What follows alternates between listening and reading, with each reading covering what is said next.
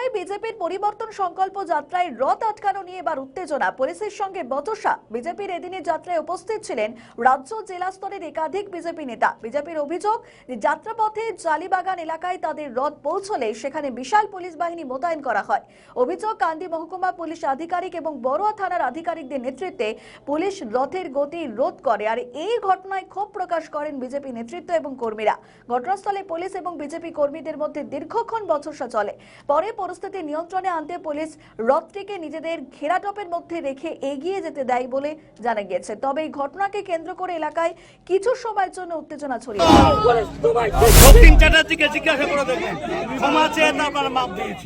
এই রাস্তা অবরোধের জন্য আপনাকে আমি কোর্টে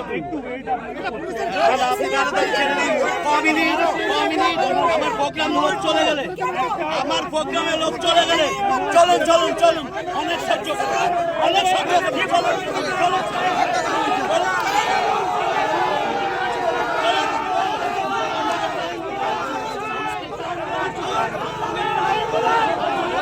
দলদাসের মতো আচরণ করছে পুলিশ। আমাদের ভিডিও ভালো লাগলে লাইক ও শেয়ার করুন, কমেন্ট সেকশনে আপনাদের মতামত জানান।